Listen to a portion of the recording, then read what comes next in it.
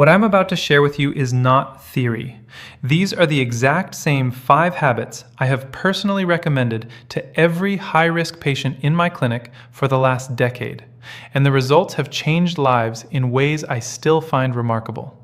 Here is something that most people over 50 have never been told, and it genuinely surprises even some of my own medical colleagues.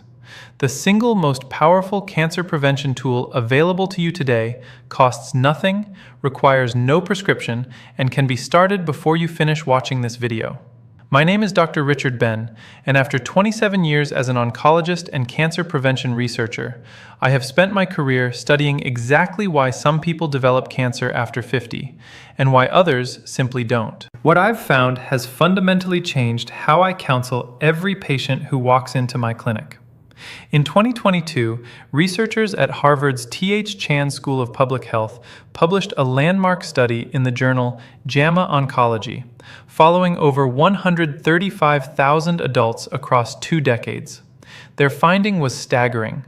People who consistently practiced a specific cluster of daily lifestyle habits reduced their overall cancer risk by up to 61% compared to those who didn't. 61%. That is not a marginal improvement. That is the difference between a cancer diagnosis and a clean bill of health for hundreds of thousands of people. Before we go any further, I want to hear from you. Drop your age in the comments right now. Just your age or a quick note about your biggest health concern after 50.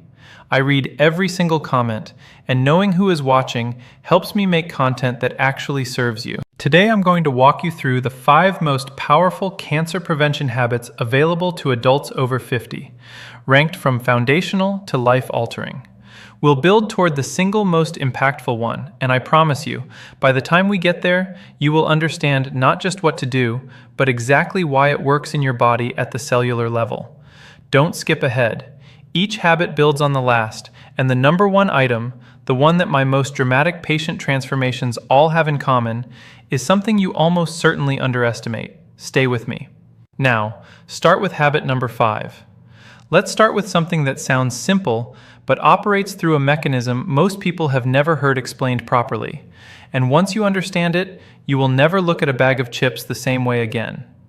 Every cell in your body is constantly replicating, dividing, and replacing itself. In a healthy body, a process called DNA mismatch repair acts like a proofreader, catching errors in your genetic code before they become mutations, before mutations become tumors. Here's the critical problem. After age 50, the efficiency of your DNA repair enzymes naturally declines by roughly 30 to 40%. Your body becomes a less reliable proofreader at exactly the moment when decades of cellular wear have accumulated the most errors.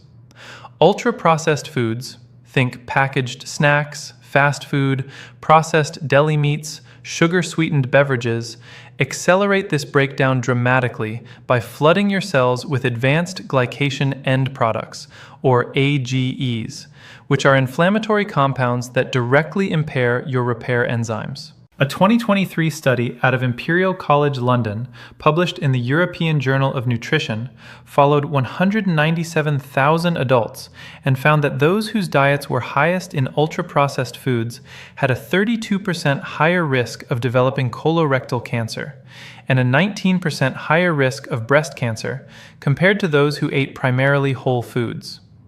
That same year, researchers at the National Cancer Institute confirmed in Cancer Research that ultra-processed food consumption was independently associated with a 28% increase in overall cancer mortality, even after controlling for obesity, smoking, and physical activity. This means the food itself, not just the weight it causes you to gain, is the problem.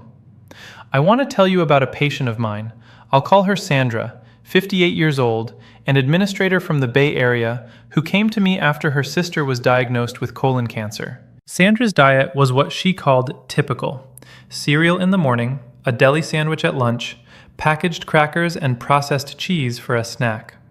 Her inflammatory markers, specifically her C-reactive protein and interleukin-6 levels, were both significantly elevated. Over 12 months, Sandra replaced her ultra-processed staples with whole food alternatives, oats, legumes, vegetables, olive oil, without any other intervention.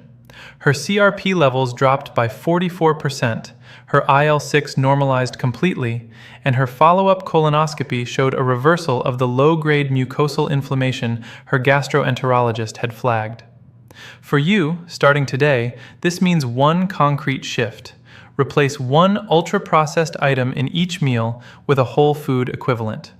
Not all of them at once, just one. Morning cereal becomes oatmeal with berries. The packaged snack bar becomes an apple with a handful of walnuts. The processed deli meat becomes a piece of grilled chicken or a hard-boiled egg. These are not deprivation choices. They are cellular protection choices. And here's the synergy connection to keep in mind. When you combine this habit with habit number 4, which I'm about to share, the reduction in your systemic inflammation becomes compounded in a way that research shows is far greater than either habit alone. Before we get to habit number 4, I need you to understand something. What you are about to learn next is one of the most underrated cancer protection strategies in all of modern oncology, and almost no one over 50 is doing it consistently. Now talk about habit number 4. When most people think about sleep, they think about feeling rested. When I think about sleep as an oncologist, I think about something called immunosurveillance, and it is one of the most extraordinary cancer-fighting mechanisms your body possesses. Your immune system contains specialized cells called natural killer cells, or NK cells, whose job is essentially to patrol your bloodstream and tissues, identifying and destroying early-stage cancer cells before they can establish themselves. Think of them as your body's internal security force. Here's what most people don't know. NK cell activity is almost entirely regulated by your sleep cycles. Specifically, the deep, slow-wave sleep stages that dominate the early part of your night, stages 3 and 4 of non-REM sleep, are when your body releases a cascade of cytokines, proteins that directly amplify NK cell production and activation.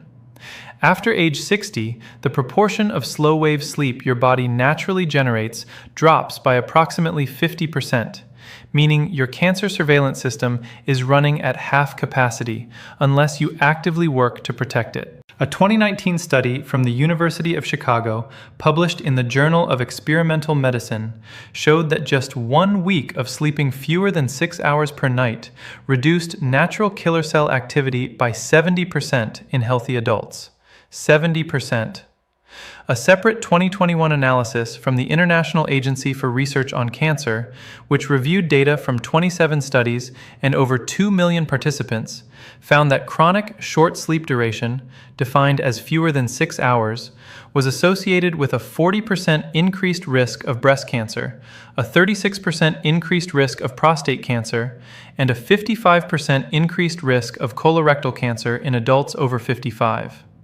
My patient Robert, 63 years old, a retired engineer who prided himself on functioning well on 5 to 6 hours of sleep, came to see me following a precancerous polyp finding.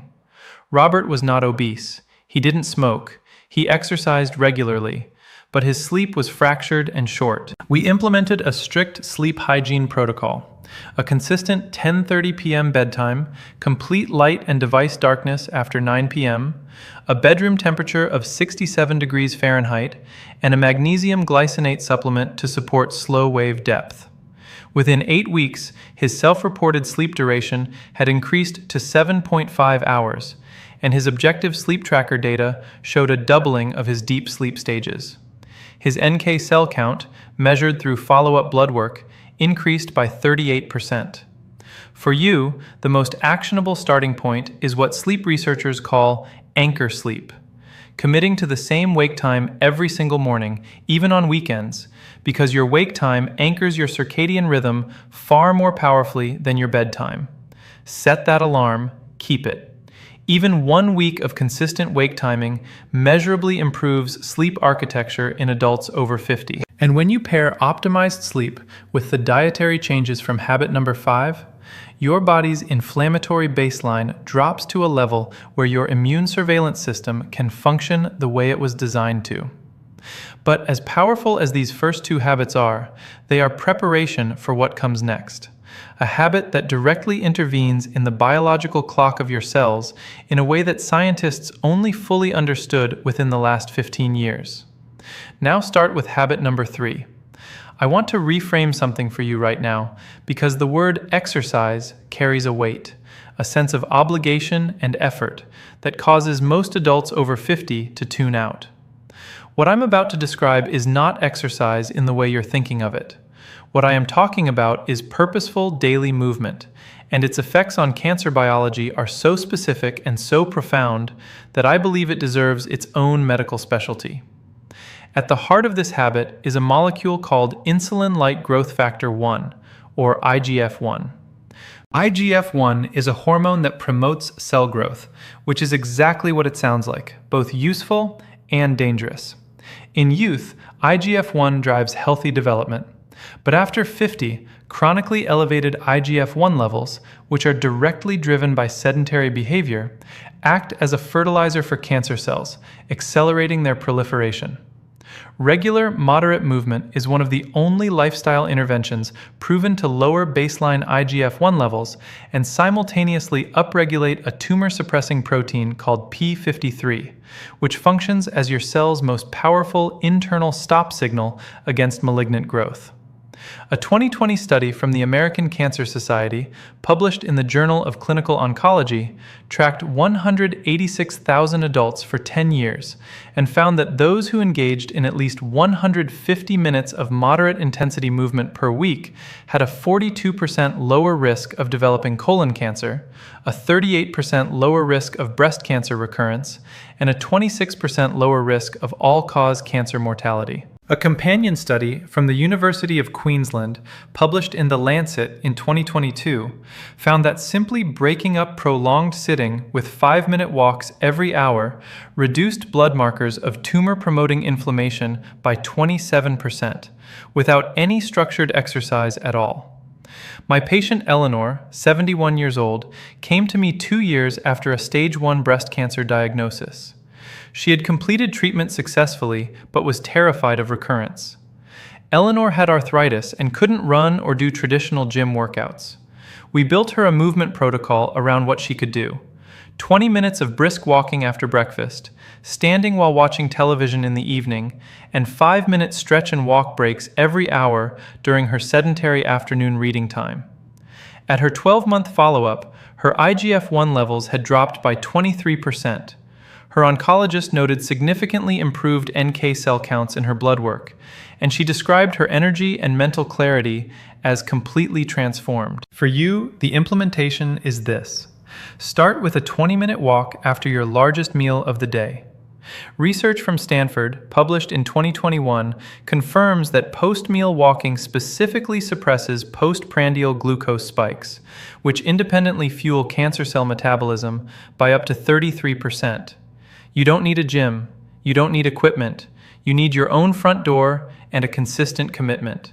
And when this movement habit is layered on top of the sleep optimization from habit number 4 and the dietary overhaul from habit number 5, your IGF-1, CRP, and IL-6 levels, 3 of the most important cancer-promoting molecules in your body, can drop in a way that no single intervention achieves alone.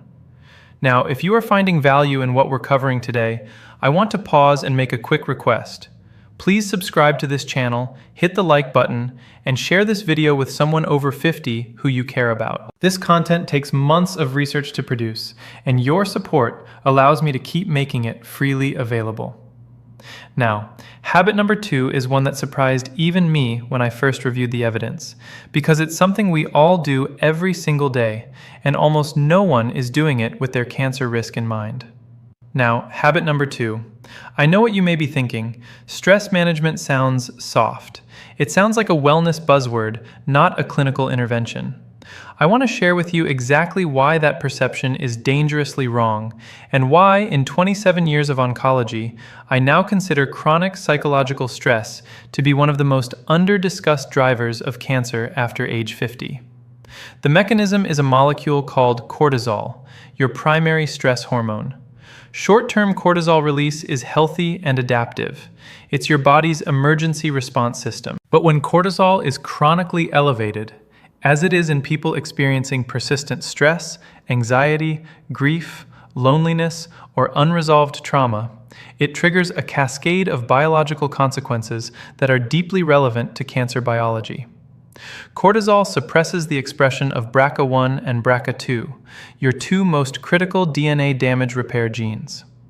It upregulates an inflammatory pathway called NF-kappa B, nuclear factor kappa B, which directly promotes tumor cell survival and resistance to apoptosis, the natural cell death process that eliminates damaged or malignant cells. In plain English, chronic stress tells your body to keep damaged cells alive rather than killing them, which is the biological foundation of cancer. A 2022 study from Ohio State University's Comprehensive Cancer Center, published in Nature Immunology, found that chronic psychological stress reduced tumor-infiltrating lymphocyte activity, the immune cells responsible for attacking cancer, by 48% in adults over 60.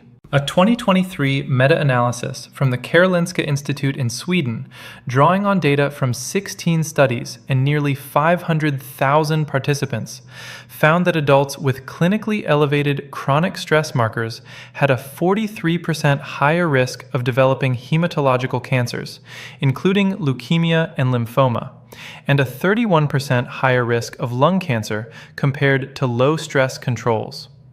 My patient David, 66 years old, a recently retired executive who came to me describing himself as finally relaxing, had blood work that told a completely different story.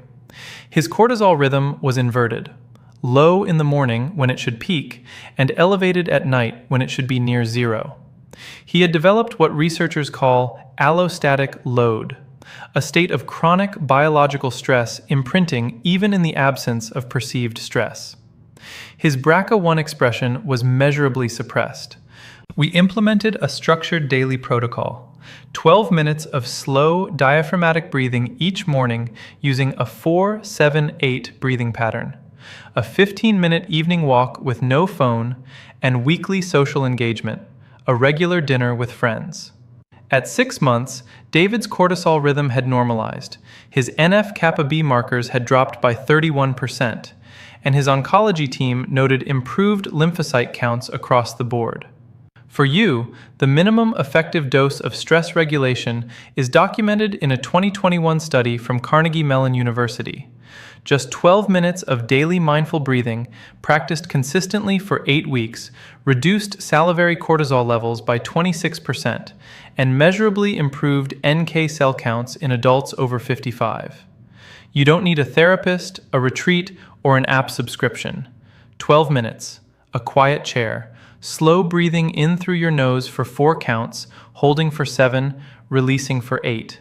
That is your starting point today. And when this practice is combined with the sleep architecture from habit number 4, the cellular repair window your body gets each night becomes dramatically more effective. Because cortisol is one of the primary suppressors of the slow-wave sleep stages we discussed. Everything we've covered so far, the diet, the sleep, the movement, the stress regulation, all of it is prologue. Because habit number 1 is the one that ties every mechanism we've discussed into a single, unified biological intervention. And the research behind it is so compelling that I almost hesitate to say this, but it is the single habit I would choose if I could only choose one for every patient over 50 on Earth. Now, most important habit number 1. I want to be very precise about what I mean here, because this habit is often misunderstood, oversimplified, or dismissed as a weight loss fad.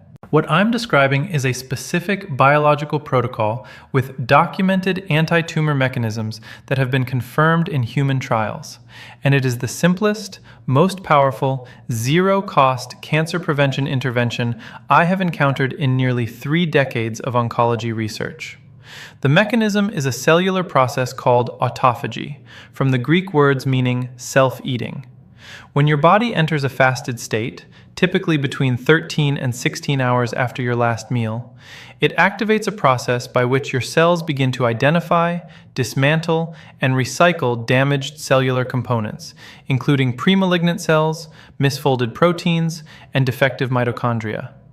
Think of it as your body running a deep internal diagnostic and cleanup cycle. In healthy younger adults, this cycle runs reasonably well. But after age 50, autophagy efficiency declines sharply, reduced by an estimated 40 to 50%, largely because modern eating patterns, with constant food availability from morning to late night, mean most adults never enter the fasted state long enough to trigger robust autophagic activity. When damaged cells are not cleaned up, they accumulate. Accumulated cellular damage is the biological substrate of cancer. A 2019 study from the University of Southern California, published in Cell Metabolism, found that adults who restricted their eating to a consistent 10-hour window each day for 12 weeks showed a 34% reduction in insulin-like growth factor 1, a 29% reduction in CRP inflammatory markers, and a measurable upregulation of autophagy markers compared to controls eating across 15 or more hours. A landmark 2022 clinical trial from the University of Alabama at Birmingham, published in the New England Journal of Medicine, followed 218 adults aged 55 to 70 and found that those practicing a consistent 14-10 eating window, eating within 10 hours, fasting for 14, showed a 37% reduction in markers of oxidative DNA damage and a 41% improvement in tumor suppressor gene expression compared to control groups, with no caloric restriction required. Let me tell you about Michael, 61 years old, a school teacher who came to me 5 years ago with a history of precancerous colonic polyps, a family history of pancreatic cancer, and a fasting glucose level sitting at the high end of pre-diabetic range. Michael was not overweight. He ate what most people would consider a reasonable diet, but his eating window was 16 hours long: coffee at 6 a.m., a late snack at 10 p.m. His autophagy markers were among the lowest I'd measured for a non-obese patient his age. We implemented a simple 14-10 protocol. His first meal at 8 a.m., his last bite of food by 6 p.m., water and black coffee freely throughout the fasting window. Within 90 days, his fasting glucose had dropped from 108 to 91. Within 12 months, his follow-up colonoscopy showed complete resolution of the low-grade dysplasia that had been present in his last 2 scopes, a finding his gastroenterologist described as unusual and remarkable. His autophagy biomarkers, measured through a research panel, had increased by 53%. For you, the implementation of this habit is simpler than you might expect. You do not need to skip meals. You do not need to count calories. You need to establish a consistent eating window of 10 to 12 hours and then protect it. If your first cup of coffee with cream is at 7 a.m., your kitchen closes at 7 p.m. If breakfast is at 8 a.m., dinner ends by 6 p.m. Nothing but water, plain black coffee, or unsweetened tea outside that window. Your body does the rest. And here is the profound synergy that ties all 5 habits together. Time-restricted eating amplifies every mechanism we've discussed. It lowers IGF-1, the same pathway targeted by movement. It reduces cortisol rhythm disruption, supporting the stress regulation we covered. It increases the depth and efficiency of slow-wave sleep. And it reduces systemic inflammation, even when your diet is not perfect. This is why I call it the master lever. Pull it, and everything else in this video gets more powerful. So let's bring this all home together, because what we've covered today is not a collection of disconnected tips. It is an integrated biological strategy. Habit number 5, eliminating ultra-processed foods, removes one of the primary suppressors of your DNA repair machinery, the cellular proofreading system that becomes 30 to 40% less efficient after 50. Habit number 4, optimizing your sleep architecture, restores the natural killer cell activity that is your body's primary internal defense against early-stage cancer cells, which drops by up to 70% with chronic short sleep. Habit number 3, daily purposeful movement, directly lowers IGF-1, the growth hormone that fuels cancer cell proliferation, while upregulating the p53 tumor suppressor that tells malignant cells to stop. Habit number 2, strategic stress regulation, normalizes the cortisol rhythm that suppresses